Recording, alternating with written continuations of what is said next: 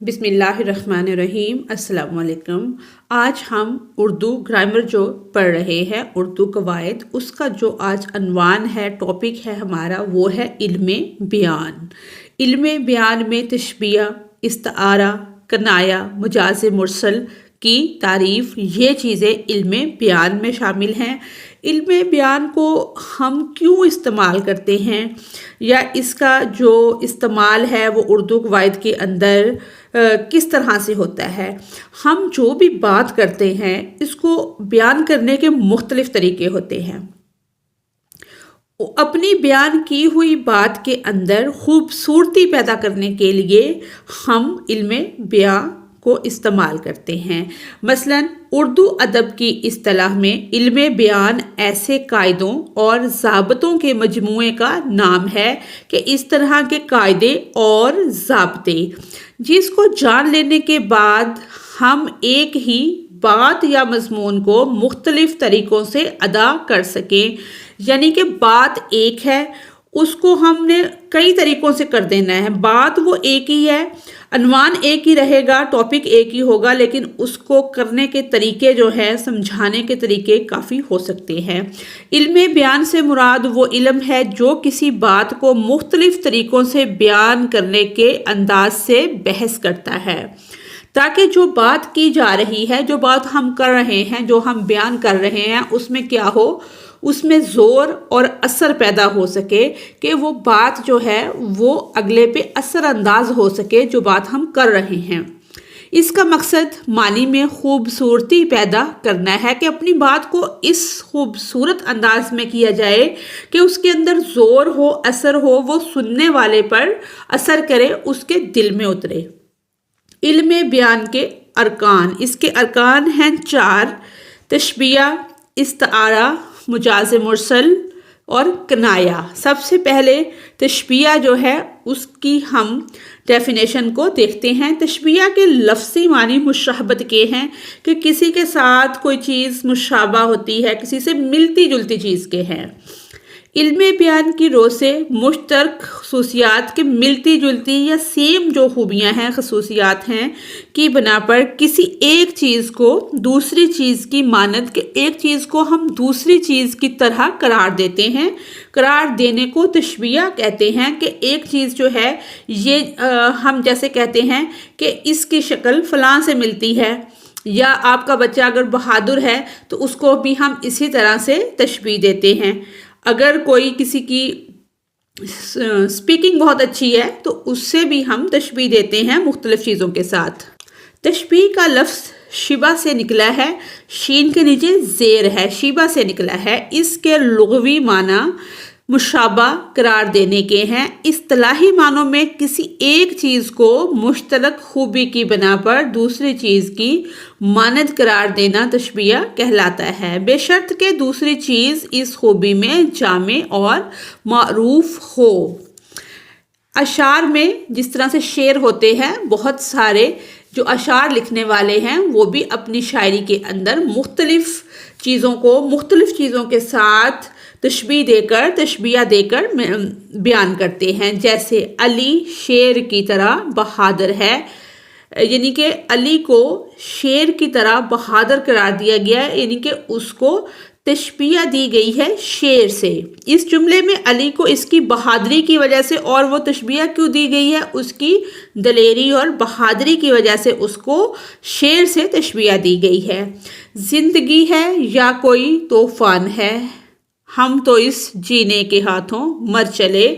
اس شعر میں زندگی کو مصیبتوں اور انتشار کی وجہ سے طوفان سے تشبیہ دی گئی ہے، یعنی کہ زندگی تو زندگی ہے، جو اس کے اندر انتشار ہے، مشکلات ہے، مصیبتیں ہیں، اس کو کس سے؟ طوفان سے، کہ ایسے ہے زندگی جیسے کوئی طوفان ہے۔ پھولوں کی طرح چاک گریباں ہی رہے ہم، برسی نہ مگر ہم پہ تیرے پیار کی شبنم۔ اس شعر میں شاعر نے چاک گریبان ہونے کی وجہ سے خود کو پھولوں سے تشبیہ دی ہے، کہ شاعر نے کہا ہے کہ ہم پھول ہیں جس کے اوپر شبنم پڑتی ہے، کہ ہم چاک گریباں ہی رہے تو برسی نہ مگر ہم پہ تیرے پیار کی شبنم، کہ ہم پھول ہیں تو تیرے پیار کی جو شبنم ہے وہ ہمارے اوپر نہیں پڑی۔ یہ پھولوں سے تشبیہ ہو گئی۔ جگنوں کی روشنی ہے کاشانہ چمن میں، یا شمع جل رہی ہے پھولوں کی انجمن میں۔ اس شعر میں شاعر نے جگنوں کو اس کی روشنی کی وجہ سے، کہ اس کی جو روشنی ہے وہ ایسے ہے کہ جیسے کوئی شمع جل رہی ہو پھولوں کے اندر، شمع سے تشبیہ دی ہے۔ نازگی اس کے لب کی کیا کہیے، پنکھڑی ایک گلاب کی سی ہے۔ اس شعر میں شاعر نے محبوب کے لبوں کو، اس کی نزاکت کو، جو اس کے ہونٹوں کی لبوں کی نزاکت ہے، اس کو گلاب کی پنکھڑی جو ہوتی ہے کہ گلاب کی طرح اس سے تشبیہ دی ہے۔ بس میں عدو میں صورت پروانہ دل میرا، گورشک سے جلا تیرے قربان تو گیا۔ اس شعر میں شاعر نے محبوب کی محفل میں جلنے کی وجہ سے اپنے دل کو پروانے سے تشبیہ دی ہے۔ آدمی بلبلا ہے پانی کا، کیا بھروسہ ہے زندگانی کا۔ اس شعر میں شاعر نے انسانی زندگی کو فانی اور مختصر ہونے کی وجہ سے پانی کے بلبلے سے تشبیہ دی ہے، کہ انسان کی جو زندگی ہے وہ بہت ہی تھوڑے عرصے کی ہے۔ جس طرح سے ہم دیکھتے ہیں کہ پانی کے اوپر ایک بلبلہ رونما ہوتا ہے، پھر وہ جلد ہی ختم ہو جاتا ہے، اسی طرح سے ہماری زندگی ہے۔ ابر کی طرح سے گر دیویں گے عالم کو نہال، ہم جدھر جاویں گے یہ دیدائے گریاں لے کر۔ اس شعر میں شاعر نے اپنے رونے کو بادل کے برسنے سے تشبیہ دی ہے۔ جہاں میں اہل ایما صورت خورشید جیتے ہیں، ادھر ڈوبے ادھر نکلے، ادھر ڈوبے ادھر نکلے۔ اس شعر میں شاعر نے اہل ایمان کو مسلسل حرکت میں رہنے کی وجہ سے خورشید یعنی سورج سے تشبیہ دی ہے۔ ہستی اپنی حباب کی سی ہے، یہ نمائش سراب کی سی ہے۔ اس شعر میں شاعر انسانی زندگی کو عارضی اور فانی ہونے کی وجہ سے حباب یعنی پانی کے بلبلے سے کی طرح سے بیان کرتا ہے، کہ جو ہماری زندگی ہے وہ حباب کی طرح یعنی کہ پانی کے بلبلے کی طرح ہے۔ آگے ہے تشبیہ کی مثالیں اس کے یہ ہیں: اس کے دانت موتیوں کی طرح سفید ہیں، اس کے لب پھول کی طرح نازک ہیں، اس کا دل پتھر کی طرح سخت ہے، اس کا قد سرو کی طرح لمبا ہے، وہ لومڑی کی طرح چلاک ہے۔ ان مثالوں میں دانت، لب، دل، قد اور وہ کوئی شخص جس کا ذکر ہو رہا ہے مشبہ ہے، جبکہ موتی، پھول، پتھر، سرو، لومڑی مشبہ بے جس کی طرح کہا گیا ہے وہ کیا ہے؟ مشبہ بے۔ ان مثالوں میں بالترتیب سفیدی، نازکی، سختی، لمبائی اور چلاکی کی تشبیہ کی وجوہات یا وجہ شبہ کی مثالیں ہیں۔ حروف تشبیہ ایسے لفظ یا الفاظ کو کہتے ہیں جو مشبہ اور مشبہ بے کے درمیان رابطہ یا ربط پیدا کرتے ہیں، جیسے کی مانند، کہ پھول کی مانند یا موتیوں کی مانند یا پتھر کی مانند، کی طرح، کی صورت، جیسا، سا وغیرہ۔ غرض تشبیہ سے مراد وہ مقصد یا سبب ہے جس کے لیے تشبیہ کا سہارا لیا گیا ہے۔ آگے ہے ارکان تشبیہ۔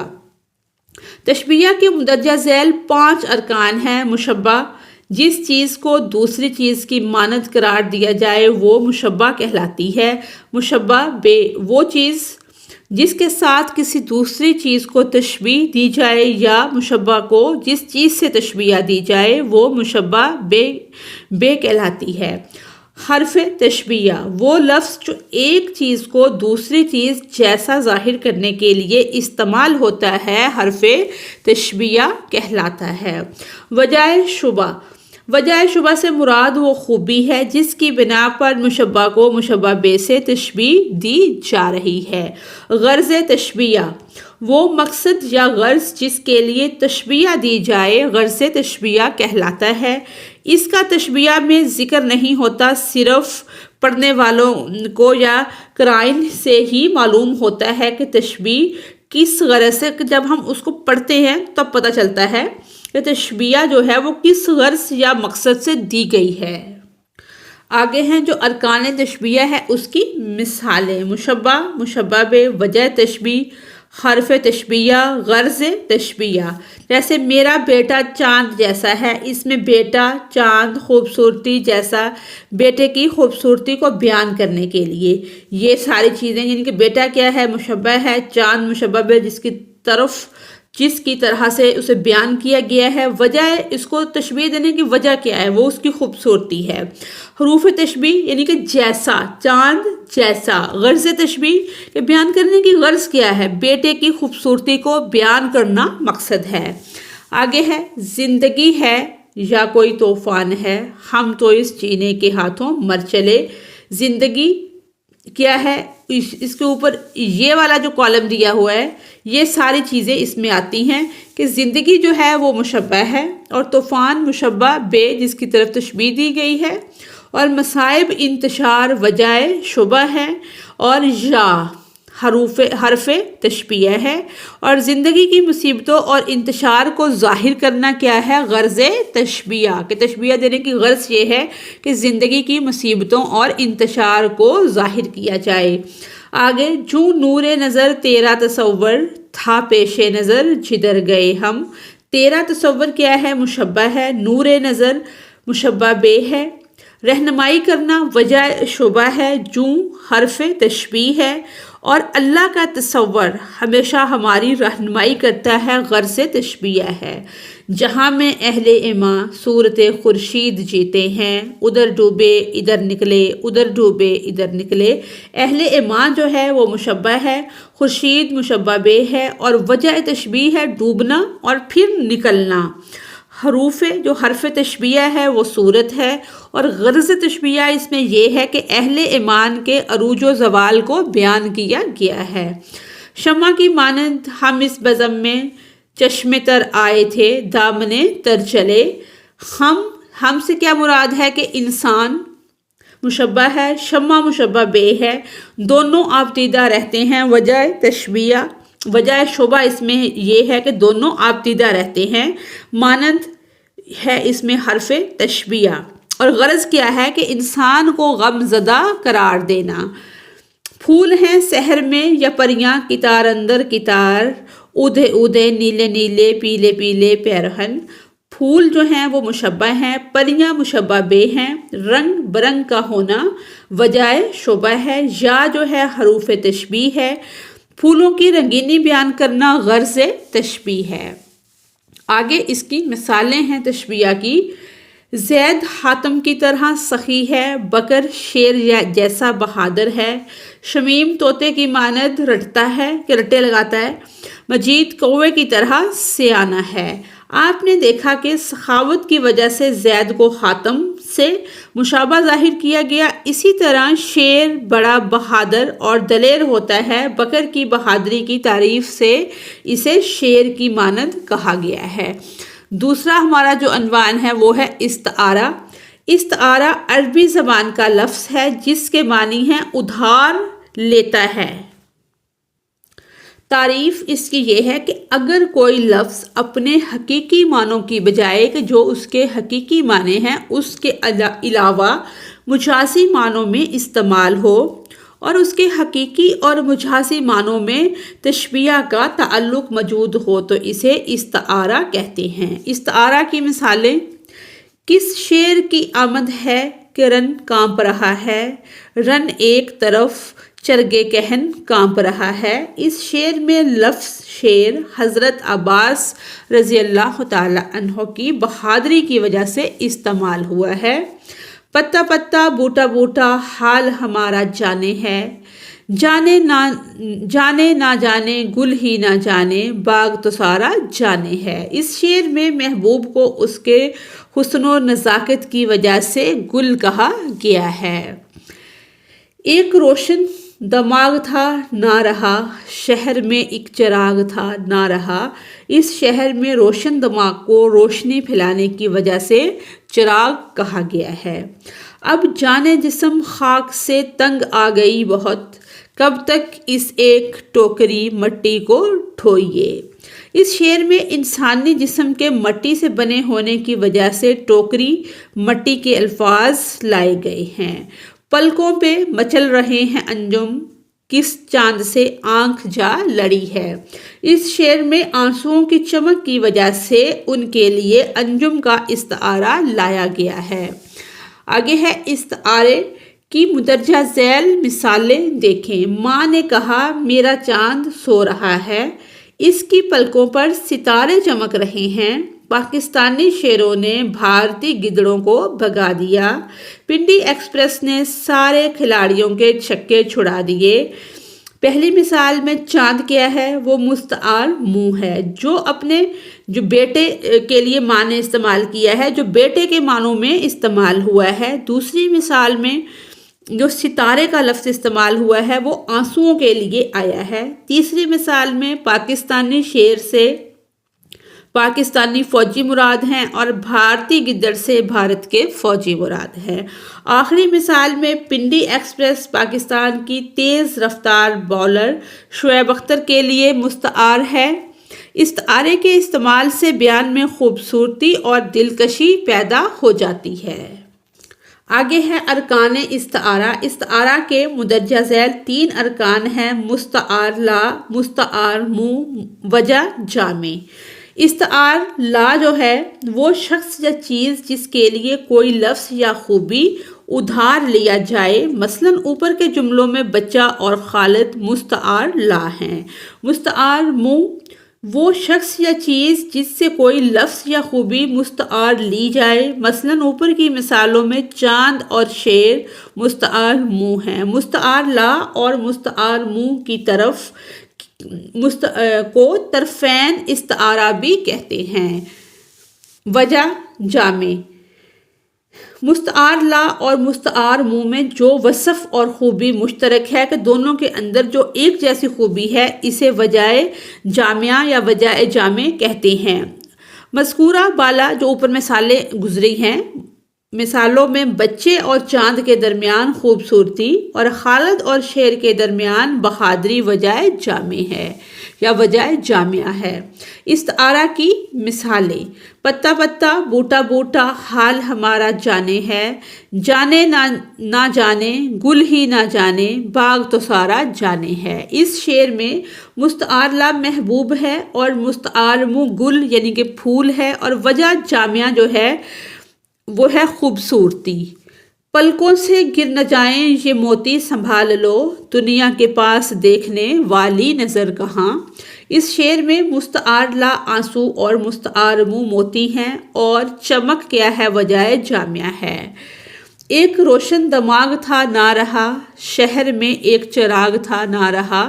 اس شعر میں مستعار لا قابل آدمی ہیں اور مستعار منہ چراغ ہیں، اور جو اس کی وجہ جامعہ ہے وہ ہے روشنی۔ طالع سے کیسے تھی امید ایسی، نکلا ہے کدھر سے آج خورشید۔ اس شعر میں مستعار لا محبوب، مستعار منہ خورشید یعنی کہ چاند، اور وجہ جامعہ خوبصورتی ہے۔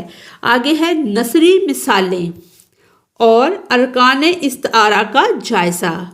میرے شیر نے میدان مار لیا، وہ جنت کی حور ہے، اس کی پلکوں پر موتی چمک رہے ہیں، وہ تو 14ویں کا چاند ہے۔ آگے یہ اس کا نمبر شمار اور مستعار لا، مستعار منہ اور وجہ جامع، یہ جیسے جیسے وہ مثالیں ہیں، جو چیز جس اس میں آتی ہے، یعنی کہ بیٹا کیا ہے؟ مستعار لا ہے، مستعار منہ شیر ہے، وجہ جامع بہادری ہے، اور آگے ہیں یہ ساری اس کی مثالیں ہیں۔ آگے ہے تشبیہ اور استعارہ میں فرق۔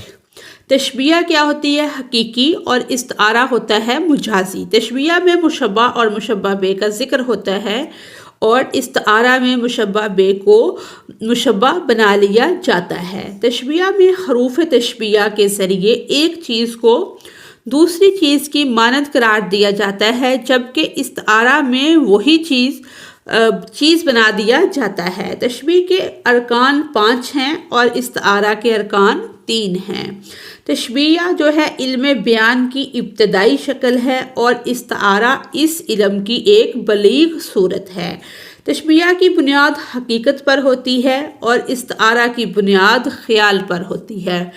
آج کی ویڈیو میں یہاں تک ہی ہم کریں گے۔ مجاز مرسل کو ہم اگلی ویڈیو میں سمجھیں گے۔ Thanks for watching us.